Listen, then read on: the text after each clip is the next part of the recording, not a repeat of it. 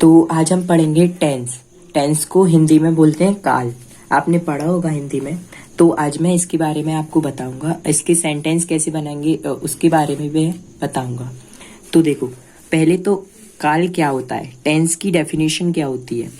Tense की definition बताता हूं मैं पहले। टेंस, तो टेंस के बारे में हम जानते हैं कि ये हिंदी में 3 प्रकार के होते हैं, ऐसे ही हम इंग्लिश में इसे बताएंगे। तो इंग्लिश में मैं क्या कर रहा हूँ, जिस तरह ये वाला मैं हिंदी का बता रहा हूँ। देखो, जिस तरह से हिंदी में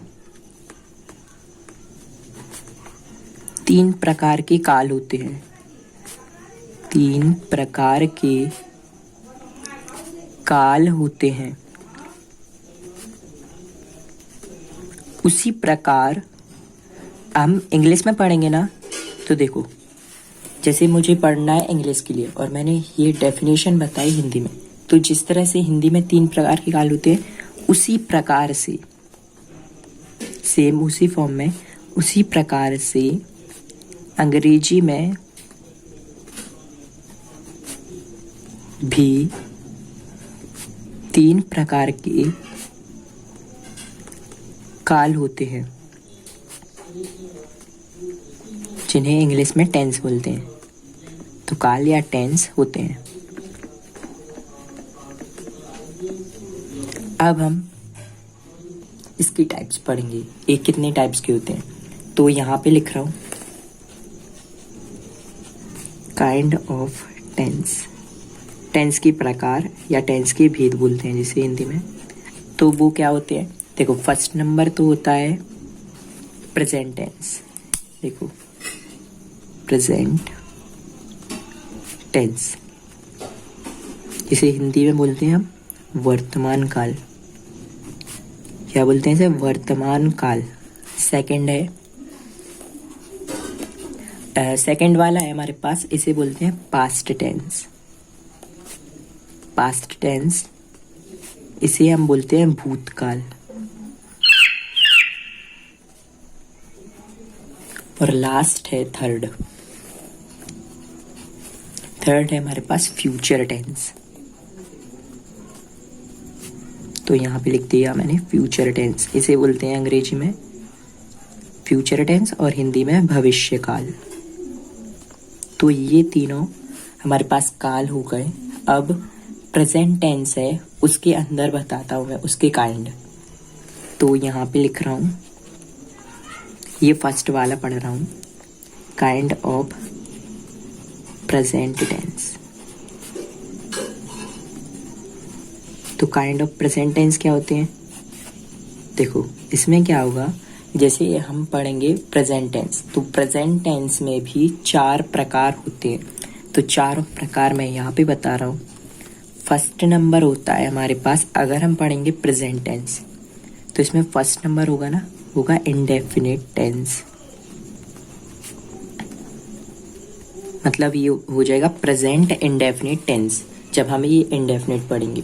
ऐसे ही सेकंड है, फिर थर्ड है और फोर्थ नंबर है। तो सेकंड नंबर क्या है, सेकंड है कंटिन्यूअस टेंस। कंटिन्यूअस टेंस हो जाएगा ये सेकंड वाला। थर्ड हो जाएगा परफेक्ट टेंस। और लास्ट है परफेक्ट, ये पी लिखा है, परफेक्ट कंटिन्यूअस टेंस। तो ये हो गए इसके 4 टाइप्स। ऐसे ही ये पास्ट टेंस है, इसके भी 4 टाइप्स होंगे, और एक फ्यूचर है, इसके भी 4 टाइप्स होंगे। तो वो भी मैं बता देता हूँ। देखो, ये प्रेजेंट टेंस के काइंड थे। अब हम पढ़ेंगे काइंड ऑफ पास्ट टेंस। तो इसमें बेसिकली करना कुछ नहीं है, बस आपको प्रेजेंट के प्लेस पे यहाँ पे देखो, जैसे हम यहाँ पे प्रेजेंट इंडेफिनिट होगा, ये प्रेजेंट कंटिन्यूअस होगा, तो आपको यही पढ़ने हैं। जैसे इसको क्या लिखेंगे, इसे हम लिखेंगे पास्ट और इंडेफिनिट के साथ। तो पास्ट इंडेफिनिट टेंस, ये पूरा हो जाएगा पास्ट इंडेफिनिट टेंस। ये हो गया फर्स्ट नंबर का। यहाँ भी आप लिख सकते हैं, मैंने लिखा नहीं है, नहीं तो आप यहाँ प्रेजेंट इंडेफिनिट कर सकते हैं, प्रेजेंट कंटिन्यूअस, प्रेजेंट परफेक्ट और प्रेजेंट परफेक्ट कंटिन्यूअस। तो इसके लिए लिख दे रहा हूँ मैं, आप यहाँ पे भी लिख लेना। पास्ट इंडेफिनिट हो गया, सेकंड हो जाएगा past continuous tense, past continuous tense हो गया ये। और थर्ड नंबर है, थर्ड क्या है, परफेक्ट। तो इसके आगे पास्ट लगेगा तो ये बन जाएगा पास्ट परफेक्ट टेंस। लास्ट है फोन नंबर, ये हो जाता है परफेक्ट कंटिन्यूअस। तो इसके साथ पास्ट लगाओ तो ये बन जाएगा पास्ट परफेक्ट कंटिन्यूअस टेंस। तो ये हो गया इसकी 4 टाइप्स। ऐसे ही 4 टाइप्स हम पढ़ेंगे फ्यूचर टेंस की। तो काइंड ऑफ फ्यूचर टेंस,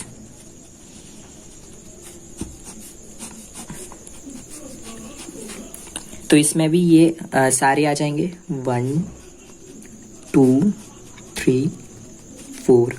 अब आपको क्या करना है, पास्ट की प्लेस पे रखना है फ्यूचर। तो फर्स्ट नंबर बनेगा टेंस फ्यूचर इंडेफिनिट टेंस। ऐसे ही सेकंड में है कंटिन्यूअस, तो ये बनेगा फ्यूचर कंटिन्यूअस टेंस। फिर है ये थर्ड नंबर, तो इसके साथ फ्यूचर लगाएंगे तो ये बन जाएगा फ्यूचर परफेक्ट टेंस। और ये है लास्ट, तो इसके साथ फ्यूचर लगाओ तो ये बन जाएगा फ्यूचर परफेक्ट कंटिन्यूअस टेंस। तो ये हो गए सारे इसकी टाइप्स। अब हमें क्या करना है, अब मैं इसके बारे में बताऊंगा प्रेजेंट टेंस के इंडेफिनिट वाले फर्स्ट के लिए। तो हम पढ़ेंगे पहले नंबर प्रेजेंट इंडेफिनिट टेंस क्या होता है। तो उसके लिए मैं नीचे लिख रहा हूँ। तो अब है हमारे पास प्रेजेंट टेंस। तो प्रेजेंट टेंस की पहले तो पहचान देखो, इसकी पहचान क्या होती है, आप कैसे पहचानेंगे कि ये प्रेजेंट टेंस है। तो इसकी पहचान बता रहा हूँ पहले। तो प्रेजेंट टेंस की पहचान होती है कि वाक्य के अंत में, मतलब वाक्य जो सेंटेंस होगा उसके लास्ट में, तो वाक्य के अंत में क्या रहेगा आपके पास, वाक्य के अंत में, वाक्य के अंत में रहेगा ता है, ती है, ते है, ता हूं आदि शब्द आते हैं, आदि शब्द आते हैं। तो वो हो जाएगा प्रेजेंट इंडेफिनिट टेंस। ये प्रेजेंट टेंस का इंडेफिनिट वाला पार्ट है। तो ये हो जाएगा प्रेजेंट का इंडेफिनिट वाले के लिए। यहाँ पे मैं लिख देता हूँ इंडेफिनिट, ये लिख लेना आप। इंडेफिनिट के लिए है ये पहचान, प्रेजेंट इंडेफिनिट के लिए पहचान। इसके बाद हम प्रेजेंट कंटिन्यूअस पढ़ेंगे। तो प्रेजेंट इंडेफिनिट की बताई मैंने पहचान। अब क्या होगा, इसकी पहचान तो पता चल गई। अब इसके साथ सहायक क्रिया, मतलब जो इसमें यूज होती है, हेल्पिंग वर्ब, वो मैं बता रहा हूँ। तो देखो ये सहायक क्रिया क्या होगी, सहायक क्रिया उसमें होती है इंडेफिनिट में डू या डज। अब डू या डज ये कैसे पता चलेगा, अब डू या डज अगर एक वचन है तो एक वचन के साथ आएगा डज, तथा अगर बहुवचन है तो बहुवचन के साथ आ जाएगा डू। और ये मैं बता रहा हूँ ये कब यूज करना है आपको। तो पहचान हो गई, सहायक क्रिया हो गई। अब है नियम। तो नियम कैसा होगा, पहले तो आपको लिखना होगा कर्ता, फिर सहायक क्रिया, फिर क्रिया, क्रिया की फर्स्ट फॉर्म। तो ऐसे लिख देते हैं क्रिया की फर्स्ट फॉर्म प्लस कर्म और प्लस अन्य। तो ये हो गया इसका रूल। इसी के हेल्प से हम इसके सेंटेंस को बना पाएंगे। तो ये आपको याद करना है या फिर प्रैक्टिस करते रहना है, तो आपको ये याद हो जाएगा। और हमारे पास पहचान हो गई, सहायक क्रिया हो गया, नियम हो गया। तो इसके पहले मैं आपको इसके टाइप्स बता देता हूँ। प्रेजेंट इंडेफिनिट के टाइप्स क्या होते हैं, तो यहाँ पे लिख रहा हूँ टाइप्स ऑफ प्रेजेंट इंडेफिनिट। तो ये क्या होगी, देखो इसमें क्या होगा, आपको 4 टाइप्स हैं इसकी। तो इसमें से आपको पहचान करना है, उसकी पहचान करना बताऊंगा मैं, बट अभी तो आप ये इसकी 4 टाइप्स हैं वो समझ लो। 3 हो गया, ये 4 हो गया। तो फर्स्ट में हम पढ़ेंगे affirmative sentences. Affirmative sentences. Second है नेगेटिव, तो हम पढ़ेंगे नेगेटिव सेंटेंसेस क्या होते हैं। थर्ड है हमारे पास इंटेरोगेटिव। इंटेरोगेटिव सेंटेंसेस क्या होते हैं। और लास्ट है डबल इंटेरोगेटिव। तो डबल इंटेरोगेटिव सेंटेंस क्या होते हैं, वो मैं सब आपको एक एक करके बताता जाऊंगा और वाक्य के एग्जाम्पल भी बताता जाऊंगा। तो हम पहले तो पढ़ेंगे अफर्मेटिव सेंटेंसेस किसके, प्रेजेंट इंडेफिनिट की। तो अब हम पढ़ेंगे प्रेजेंट इंडेफिनिट के अफर्मेटिव सेंटेंसेस क्या होते हैं। तो अफर्मेटिव सेंटेंसेस क्या होते हैं, इसकी पहचान बता रहा हूं पहले। तो इसकी पहचान वही होती है जो मैंने स्टार्टिंग में बताई है। तो वाक्य के अंत में क्या आएगा, वाक्य के अंत में पहचान होती है जो वाक्य के लास्ट ही में से पता चलती है। स्टार्टिंग से आप नहीं बता सकते कि ये किस टाइप का कौन सा सेंटेंस है। तो वाक्य के अंत में ता है, ती है, ते हैं, ताहूं आदि शब्द आते हैं। तो ये हो जाएगी पहचान अफर्मेटिव सेंटेंसेस की। अब इसमें सहायक क्रिया क्या यूज होती है, देखो इसमें सहायक क्रिया क्या यूज होगी। अकेले हम अफर्मेटिव की बात करें तो इसमें अगर एक वचन है, एक वचन समझते हैं ना, अगर सिंगुलर पर्सन है मतलब एक कार, एक बस, ऐसे, तो एक वचन के साथ एस या ईएस का प्रयोग करेंगे। एस या ईएस का प्रयोग करेंगे। बहुवचन के साथ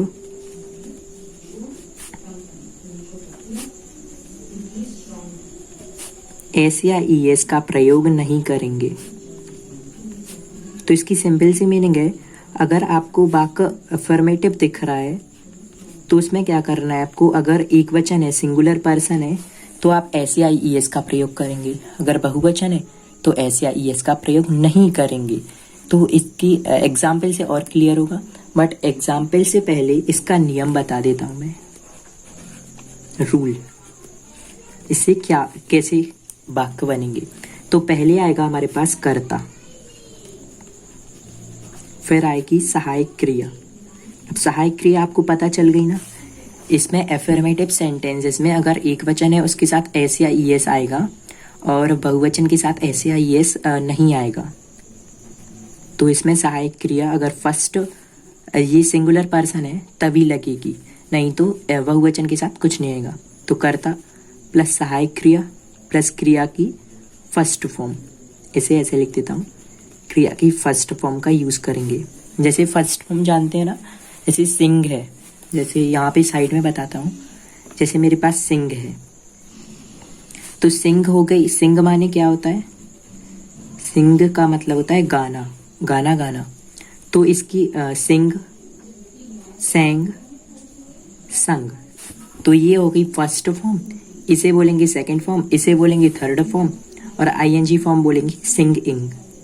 अगर फर्स्ट फॉर्म में हम आईएनजी लगा दें तो वो बन जाती है आईएनजी फॉर्म। तो ये समझ में आया ना, क्रिया की फर्स्ट फॉर्म। इसके बाद क्या होगा, प्लस करके कर्म लिख देंगे। कर्म का मतलब जो भी बचा है वाक्य में वो, और अन्न का मतलब जो भी लास्ट में कुछ भी बचा है वो लिख देते हैं। तो ये हो जाएगा नियम। इसे बॉक्स में बंद कर लेते हैं क्योंकि इसी का तो मेन यूज है ना। अब आपको क्या करना है, ये हो गया नियम। नियम के बाद कुछ एग्जाम्पल्स देता हूँ जिससे आपको समझ में आ जाएगा एफर्मेटिव सेंटेंसेस कैसे होते हैं। तो एग्जाम्पल फर्स्ट नंबर है, हम जैसे फर्स्ट नंबर मैं यहाँ पे एग्जाम्पल लिख रहा हूँ, चिड़िया आकाश में उड़ती हैं। बहुत इजी है। तो चिड़िया आकाश में उड़ती हैं, तो इसमें सबसे पहले आपको पता करना है ये कौन सा सेंटेंस है। तो वाक्य के अंत में ती है आया ना। तो ती है कब आता है, ये एफर्मेटिव सेंटेंस में आता है प्रेजेंट इंडेफिनिट की। तो ये हमें पता चल गया कि प्रेजेंट इंडेफिनिट का अफर्मेटिव हो गया ये। तो इसके लिए नियम होता है कर्ता। अब कर्ता कौन होता है, अगर हम वाक्य में कौन लगाएं, जैसे कौन लगाएं तो हमें पता चलता है कर्ता का, और हम क्या लगाएं तो क्रिया का। तो इसमें क्या करना है, पहले तो आपको कौन लगाना है। कौन आकाश में उड़ती हैं, तो कौन, इसका आंसर क्या आ रहा है, चिड़िया। तो कौन लगाने से कर्ता का पता चलता है। अब कर्ता ये फर्स्ट नंबर पे लिखना है, तो हम यहाँ पे लिखेंगे चिड़िया की स्पेलिंग। तो चिड़िया की स्पेलिंग होती है द वर्ड्स। इसके बाद है सहायक क्रिया। तो सहायक क्रिया मैंने बताई थी, अगर हमारे पास हो एक वचन तो एस या ईएस का प्रयोग करेंगे, अन्यथा एस या ईएस का प्रयोग नहीं करेंगे। तो यहाँ पे आपको एक वचन दिख रहा है कि बहुवचन दिख रहा है। यहाँ पे एक चिड़िया तो है नहीं, यहाँ पे तो बहुत सारी चिड़िया की बात हो रही है। तो ये हो जाएगा हमारे पास बहुवचन।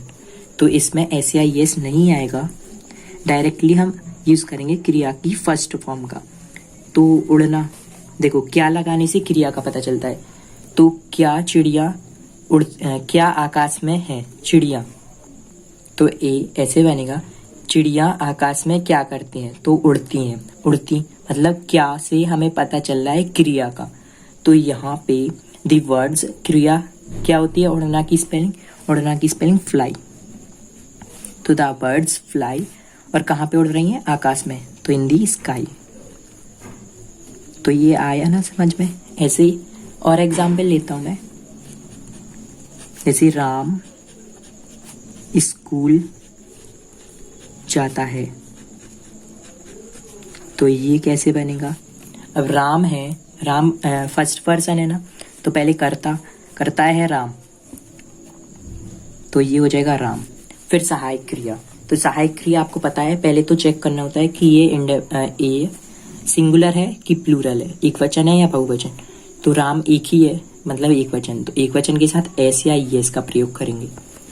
और हमारे पास जाता मतलब क्रिया है जाना। तो जाना की स्पेलिंग हम पहले तो ये यूज करेंगे क्रिया। तो इसमें गो मीन्स होता है जाना, और यहाँ पे ये है सिंगुलर पर्सन, एक वचन, तो इसके साथ एस या ईएस का प्रयोग करेंगे। तो गो के साथ ईएस लगा दिया मैंने। अब राम कहाँ जाता है, स्कूल, तो राम गोज टू स्कूल क्या हो गया, इसमें कर्म हो गया। ये हो गया कर्ता, सहायक क्रिया ये हो जाएगी, क्रिया यही हो जाएगी, और इसी में सहायक क्रिया लग गई ईएस, लग गई ना। फिर ये प्रपोजिशन, और ये हो जाएगा हमारे पास कर्म, ठीक है, स्कूल। तो अब इसके बाद एक और एग्जाम्पल लेता हूँ, सीता घर पर खाना पकाती है।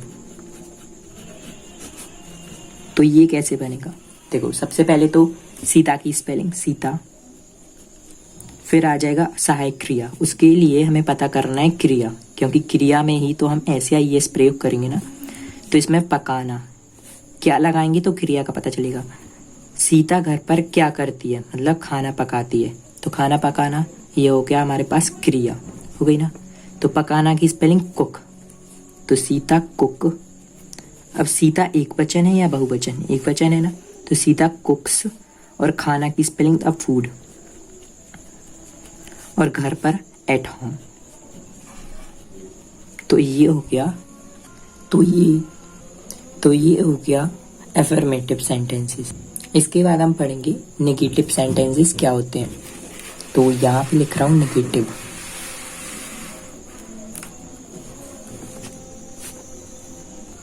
तो ये है नेगेटिव सेंटेंसेस। अब इसके लिए भी पहचान, तो यहाँ पे लिख देता हूँ मैं पहचान। तो इसकी क्या पहचान होती है, इसमें वाक्य के अंत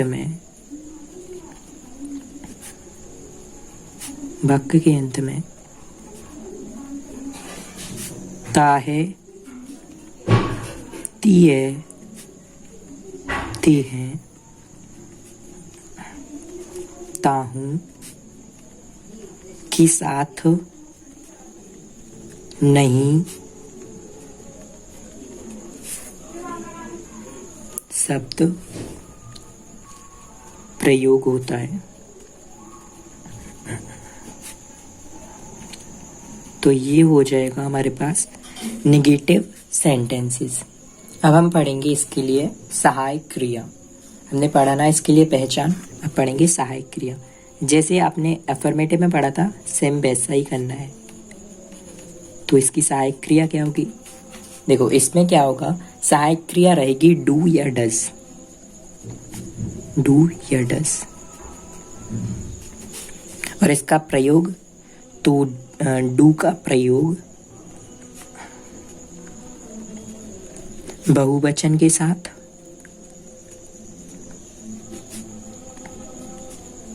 व डज का प्रयोग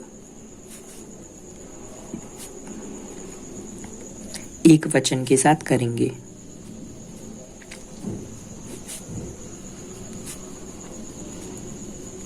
ठीक है, तो ये हो गया। अब इसके लिए नियम, तो देखो इसके लिए नियम क्या होगा,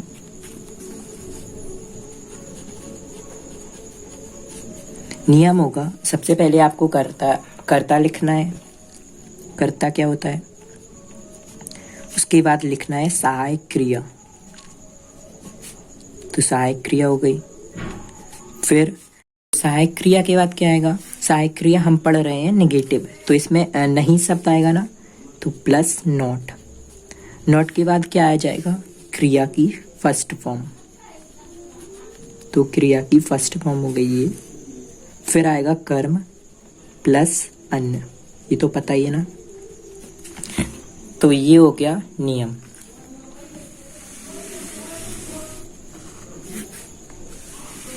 फिर आपको क्या करना है, इसके एग्जाम्पल बता रहा हूं मैं पहले, तो उससे आपको और क्लियर हो जाएगा ये। तो एग्जाम्पल क्या हो जाएंगे इसके, देखो फर्स्ट एग्जाम्पल हो जाएगा इजी, चिड़िया आकाश में नहीं उड़ती हैं। तो चिड़िया आकाश में नहीं उड़ती हैं, ये कैसे बनेगा, पहले तो आपको कर्ता देखना है। तो कर्ता ये होता है ना, आपको पता है कि कौन लगाने से कर्ता का पता चलता है और क्या लगाने से क्रिया का पता चलता है ना पता। तो यहाँ पे कौन आकाश में नहीं उड़ती है, चिड़िया, तो कौन लगाने से किसका पता चलता है, कर्ता का। तो कर्ता है हमारे पास पहले नंबर पे चिड़िया। तो चिड़िया की स्पेलिंग लिखेंगे हम, चिड़िया के लिए लिखेंगे हम वर्ड्स, तो दी बर्ड्स। फिर आएगा सहायक क्रिया। तो सहायक क्रिया इसमें है डू या डज। अगर हमारे पास एक वचन है तो इसके साथ आएगा डज और बहुवचन के साथ डू। तो चिड़िया एक तो है नहीं, बहुत सारी हैं, तो इसके साथ आएगा डू। फिर डू के बाद है नॉट, तो नॉट आ जाएगा। फिर है क्रिया की फर्स्ट फॉर्म। तो क्रिया का पता चलता है क्या लगाने से। तो चिड़िया आकाश में क्या नहीं करती हैं, तो उड़ती नहीं है, मतलब उड़ना हो गया क्रिया। तो उड़ना की स्पेलिंग होती है फ्लाई, डू नॉट फ्लाई आ जाएगा। फिर कर्म, तो कर्म हो जाएगा आकाश में, आकाश में की स्पेलिंग इन दी स्काई। तो ये हो गया हमारे पास फर्स्ट एग्जाम्पल। ऐसे ही सेकंड ले रहा हूँ मैं। राम स्कूल नहीं जाता है। तो ये कैसे बनेगा? पहले तो करता, करता है राम, फिर है सहायक क्रिया, तो एक वचन है राम, इसके साथ आएगा डज, फिर नहीं है, नहीं की स्पेलिंग नॉट, फिर है क्रिया, क्रिया की फर्स्ट फॉर्म क्रिया है जाना, तो जाना की स्पेलिंग गो, फिर है कर्म, तो स्कूल हो जाएगा, तो गो टू स्कूल, ये हो जाएगा सेकंड। थर्ड नंबर एग्जाम्पल ले रहा हूं मैं। सीता घर पर संगीत नहीं गाती है।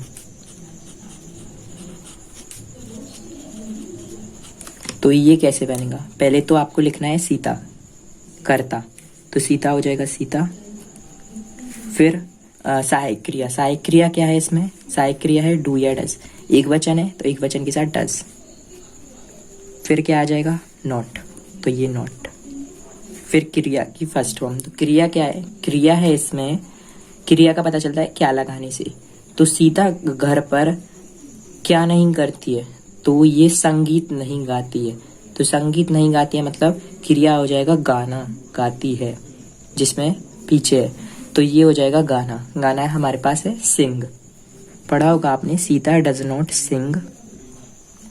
फिर आ जाएगा कर्म, कर्म है हमारे पास घर पर संगीत, तो संगीत आ जाएगा सिंग द म्यूजिक, ये आ जाएगी हमारे पास गाना संगीत की, फिर है घर पर, तो एट होम। ये हो गया हमारे पास नेगेटिव सेंटेंसेस। नेक्स्ट है हमारे पास इंटेरोगेटिव सेंटेंसेस। तो इंटेरोगेटिव सेंटेंसेस में क्या होगा? ऐसे आपको इसकी पहचान लिखनी है पहले तो, जिसकी अभी तक लिखते हुए हैं, तो पहचान क्या होगी इसकी? देखो इसमें क्या होगा, वाक्य के अंत में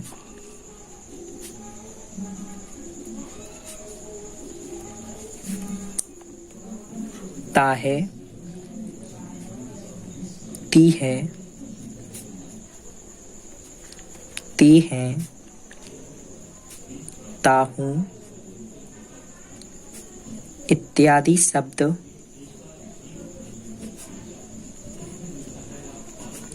के साथ वाक्य के स्टार्टिंग शुरू में, वाक्य के शुरू में हमारे पास क्या दिया होता है? वाक्य के शुरू में क्या लिखा होता है? क्या लिखा होता है?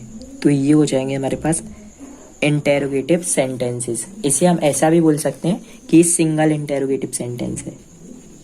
क्या बोल सकते हैं? Single interrogative sentences. इसके बाद पढ़ेंगे हम डबल इंटेरोगेटिव, ये हो जाएंगे सिंगल इंटेरोगेटिव सेंटेंसेस। तो इसकी पहचान बताई ना मैंने। इसके बाद होती है सहायक क्रिया। तो सहायक क्रिया क्या हो जाएगी इसकी? देखो सहायक क्रिया क्या होगी, जो अभी तक है ना वही रहेगी इसमें भी, डू या डज, और वही नियम है, एक वचन के साथ डज बा बहुवचन के साथ डू का प्रयोग करेंगे। बहुवचन मतलब बहुत सारे लोग हैं वहाँ पे, या बहुत सारी चीज़ें हैं, वस्तु कुछ भी, डू का प्रयोग करेंगे जब।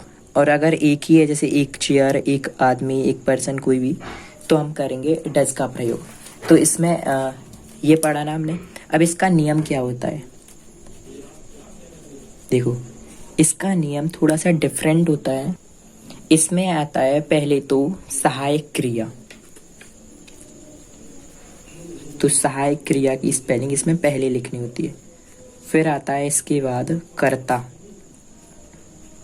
फिर कर्ता के बाद आता है, अगर हमारे पास नॉट दिया है तो इसी के साथ नॉट आ जाएगा, और अगर नहीं दिया है तो नॉट का प्रयोग नहीं करेंगे। तो ये हो गया कर्ता के बाद नॉट। फिर आएगी क्रिया, और क्रिया की कौन सी फॉर्म? First form. फिर ये हो जाएगा क्रिया की फर्स्ट फॉर्म प्लस कर्म प्लस अन्य। तो ये हो गया हमारे पास नियम। इसी की हेल्प से हम सिंगल इंटेरोगेटिव सेंटेंसेस बनाएंगे। तो फर्स्ट नंबर एग्जाम्पल ले रहा हूं मैं।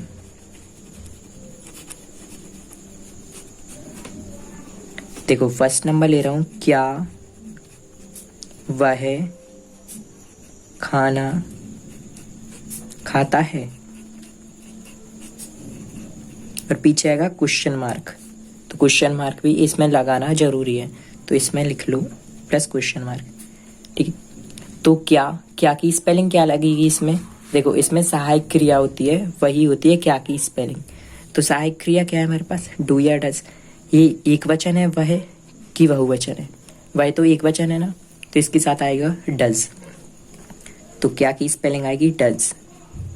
फिर सहायक क्रिया हो गई ये हमारे पास डज। फिर है करता, करता है वह, तो वह की स्पेलिंग होती है ही, तो डज ही।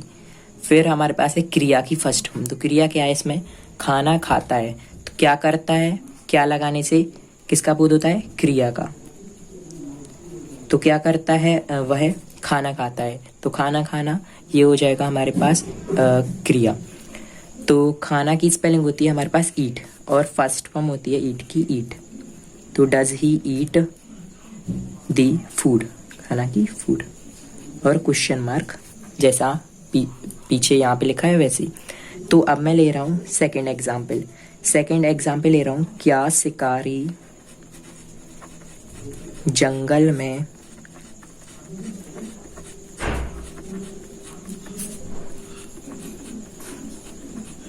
सोता नहीं है। या ऐसे बोल सकते हैं, क्या शिकारी जंगल में नहीं सोता है। तो कैसा भी लिख सकते हैं। क्या की स्पेलिंग क्या आ जाएगी हमारे पास, सहायक क्रिया। ये है शिकारी फर्स्ट, मतलब सिंगुलर पर्सन, तो इसके साथ आएगी डज।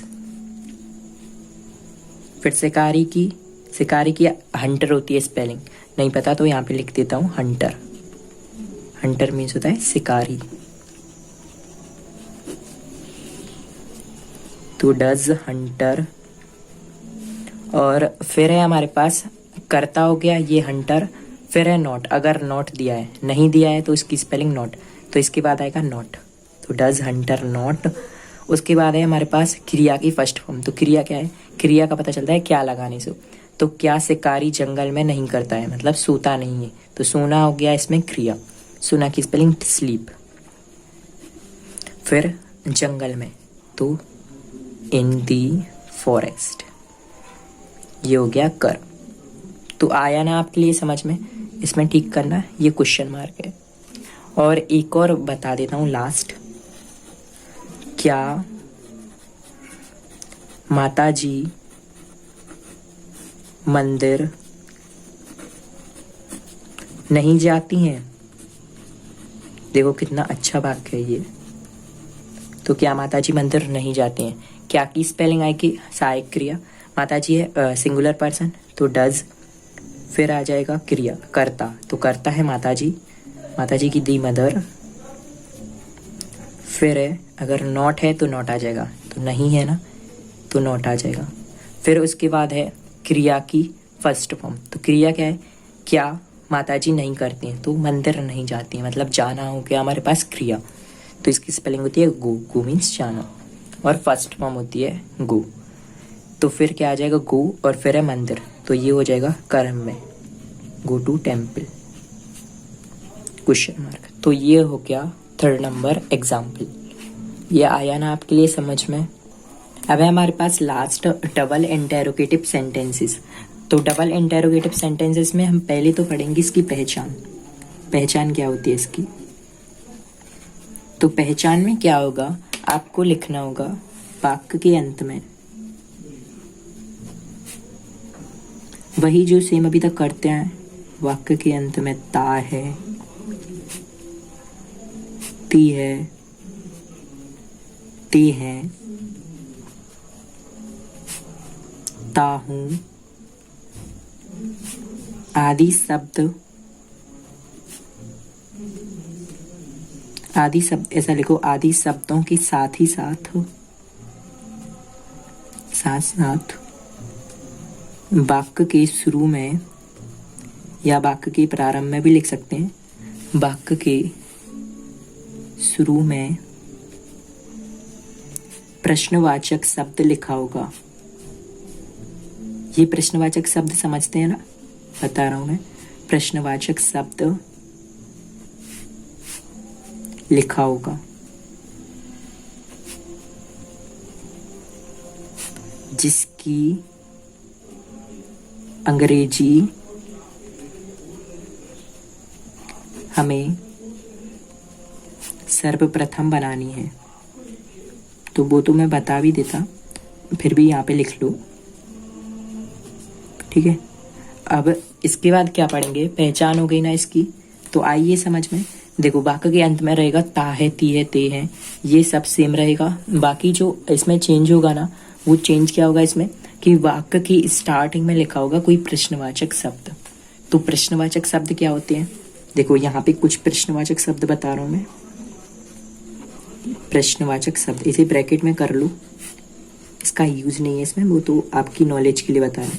देखो प्रश्नवाचक शब्द क्या होंगे, जैसे वेयर, वेयर मीन्स होता है कहाँ, ये है प्रश्नवाचक शब्द। और हो जाएगा हु मीन्स कौन। फिर हो जाएगा हुज, किसका, किसकी। फिर हो जाएगा हमारे पास विच, विच मीन्स क्या होता है, कौन सा या कौन सी। तो ये हो जाएगा हमारे पास विच। फिर विच के बाद क्या पढ़ेंगे, देखो विच हो गया, अब है हुज, हुज तो हो गया, सॉरी हाउ लिख लो, HOW लिखा है हाउ, हाउ मीन्स कैसे, कैसा, कैसे, कैसी, ये कुछ भी लिख सकते हैं। और फिर हो गया हमारे पास वेयर हो गया, हु हो गया, हाउ, और फिर क्या बचा, वैन हो जाएगा एक, तो वैन, वैन मीन्स होता है कब। और व्हाट हो जाएगा, व्हाट मीन्स होता है क्या। तो ऐसे ही आप और भी लिख लेना, और मैं टाइम पे बता दूंगा, अभी तक के लिए ये याद रखो, ठीक है। तो ये हो जाएंगे कुछ प्रश्नवाचक शब्द जिसका हम यूज करेंगे। और भी होते हैं, तो मैं जब इसको सेंटेंस को सॉल्व करेंगे तो तभी बता दूंगा। तो ये हो जाएंगे प्रश्नवाचक शब्द, पहचान हो गई। अब वापस बढ़ते आगे सहायक क्रिया की ओर। तो सहायक क्रिया, सहायक क्रिया क्या हो जाएगी, सहायक क्रिया इसमें डबल इंटेरोगेटिव में वही रहेगी जो अभी तक पढ़ते आए, डू या डज। एक वचन के साथ डज व बहुवचन के साथ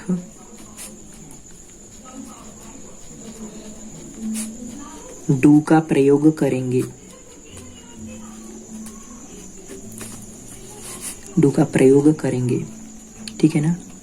ये हो जाएगा हमारे पास सहायक क्रिया। अब इसमें एक और नियम होगा, पहले तो मैं वही नियम बता देता हूँ जो कॉमन है अभी।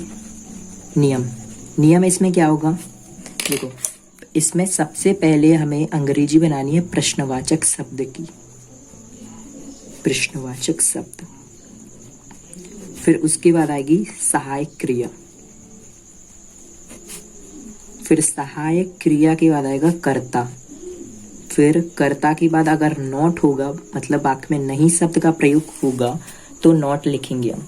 उसके बाद कर्म और अन्य, और आपको क्वेश्चन मार्क लगाना नहीं भूलना। तो ये हो गया इसका नियम।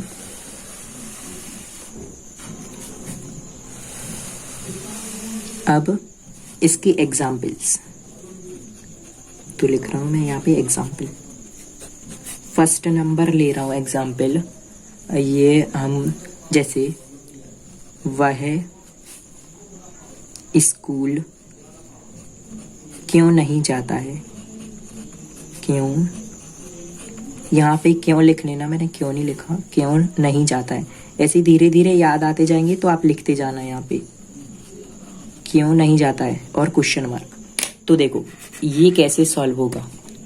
सबसे पहले आपको चेक करना है प्रश्नवाचक शब्द है, यहाँ पे प्रश्नवाचक शब्द बीच में, और यहाँ पे क्यों क्या कैसे ये बीच में ही रहता है। जो सिंगल इंटेरोगेटिव होते हैं ना उसमें आगे क्या रहता है यहाँ पे, यहाँ, बट यहाँ पे अंदर ही रहता है जो भी हो, क्यों कैसे कहाँ कौन ऐसे वगैरह। तो सबसे पहले प्रश्नवाचक शब्द उसकी अंग्रेजी बनाएंगे। तो प्रश्नवाचक शब्द दिख रहा है हमारे पास क्यों, तो पहले तो आएगी क्यों की स्पेलिंग वाई, वाई होती है क्यों की स्पेलिंग। फिर आएगा सहायक क्रिया, तो सहायक क्रिया ये एक वचन है बहुवचन है, एक वचन के साथ डज, तो सहायक क्रिया डज आएगी। फिर अगर वाक्य में नहीं लिखा हो तो इसकी अंग्रेजी यहाँ पे पहले तो करता, करता क्या है ही है ना, तो ये हो जाएगा ही। फिर नॉट है वाक्य में, यहाँ पे नहीं, तो इसकी अंग्रेजी आती है नॉट, तो वाई डज ही नॉट। और कर्म, कर्म क्या है इसमें स्कूल,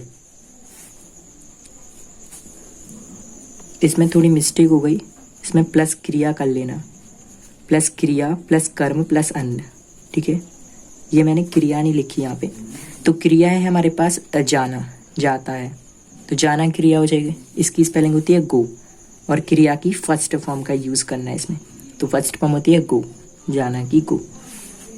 तो ये हो गया क्रिया, प्लस कर्म है हमारे पास स्कूल, तो गो टू स्कूल, और है हमारे पास क्वेश्चन मार्क, तो ये आ जाएगा क्वेश्चन मार्क। तो आया ये फर्स्ट एग्जाम्पल समझ में। ऐसे ही सेकंड ले रहा हूँ, वह है खाना क्यों नहीं खाता है। ये भी सेम लिखा है मैंने, थोड़ा सा ही चेंज किया क्योंकि आपको समझ में आ जाए जल्दी से। तो सबसे पहले क्यों प्रश्नवाचक शब्द है, इसकी स्पेलिंग आएगी वाई। फिर सहायक क्रिया, सहायक क्रिया हमारे पास चेक करना है कि एक वचन है बहुवचन है, तो ये एक वचन है, एक वचन के साथ आएगी डज। फिर है हमारे पास कर्ता, तो कर्ता है ही।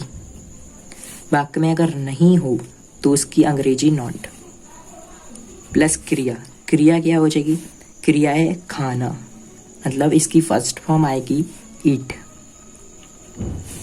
और फिर क्या नहीं खाता है, खाना, तो खाना की होती है फूड, ईट दी फूड। तो ये आपको ज़्यादा इजी लग रहा होगा। देखो अब एक चेंज करके दे रहा हूँ मैं, जैसे मेरे पास है वाक्य माता जी खाना कहाँ पकाती हैं, तो ये हो गया सेंटेंस। अब इसको कैसे हम बनाएंगे, सबसे पहले हमें बनाना है प्रश्नवाचक शब्द, है ना। इसमें प्रश्नवाचक शब्द कहाँ, तो कहाँ की स्पेलिंग होती है वेयर। फिर सहायक क्रिया, सहायक क्रिया है एक वचन है माता जी, तो इसके साथ आएगा डज, तो वेयर डज। फिर है हमारे पास कर्ता, तो कर्ता है माता जी मतलब द मदर। फिर हमारे पास नॉट तो है नहीं तो मैं यहाँ पे नॉट लिख देता, बट हमारे पास क्रिया है, क्रिया की फर्स्ट फॉर्म का यूज करना है। तो पकाना, पकाना की स्पेलिंग क्या होती है, देखो अगर आप क्या लगाएंगे ना तो क्रिया का बोध होगा आपको, मतलब क्रिया का पता चलेगा क्या लगाने से, ये बता भी चुका हूँ। और कौन लगाने से कर्ता का बोध होता है, मतलब कर्ता के बारे में पता चलता है। तो माता जी क्या नहीं करती हैं, खाना नहीं पकाती हैं, तो पकाना हो गया हमारे पास क्रिया, और कौन माता जी, तो माता जी हो गई कर्ता। फिर है हमारे पास क्रिया, क्रिया क्या है हमारे पास, ये पकाना, पकाना की स्पेलिंग कुक। फिर है कर्म, कर्म है खाना, तो कुक दी फूड, प्लस क्वेश्चन मार्क। तो ये हो गया double interrogative sentences. Present indefinite के ये चारों ये टाइप थे, तो ये कंप्लीट हो गए। अब हम इसके बाद पढ़ेंगे नेक्स्ट प्रेजेंट कंटिन्यूअस।